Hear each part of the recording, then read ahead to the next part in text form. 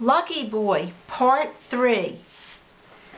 Back home as Mr. Miller prepared breakfast, the kitchen filled with heavenly smells of bacon and eggs, toast and coffee.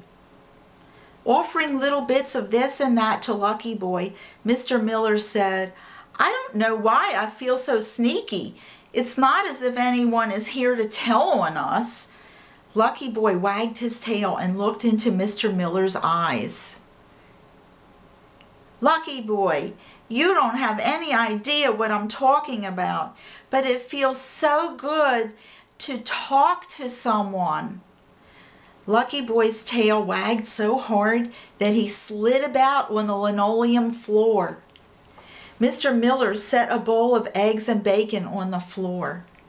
"Eat up," he said. After breakfast, Mr. Miller put the new collar around Lucky Boy's neck and attached the leash. They walked along the sidewalk, and Lucky Boy shook from head to tail in a little freedom dance. "Lucky Boy," said Mr. Miller, laughing, "you make me very happy." As they approached the house on the corner, the Guston family emerged in a rush. "Hey," whispered the oldest child to his parents, "that looks like our dog over there, only our dog was brown." Mrs. Guston looked guiltily over at Mr. Guston. Their little brown dog had disappeared. They weren't sure when, and they hadn't even bothered to look for him. They had, to tell the truth, considered his disappearance a blessing. He had just been one more thing to take care of in their busy lives. "Yes, well," said Mrs. Guston, and with that they piled into their car. Mr. Miller and Lucky Boy stood at a distance and watched them zoom away. "Those are the busiest folks I ever did see," said Mr. Miller. The dog cocked his head, and Mr. Miller could swear he smiled. "So, little buddy, how about that walk?" Off they went, noticing all the plants in bloom, saying hello to neighbors and strangers. People stopped them to strike up conversations.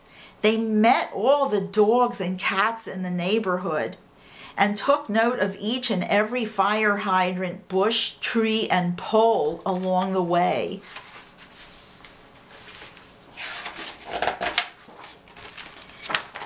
And after their walk, while Mr. Miller and Lucky rested and the mailman rounded the corner, Mr. Miller smiled in greeting. Lucky Boy cocked his head, and the mailman gave the happy little dog a big wink. "Beautiful day, eh?"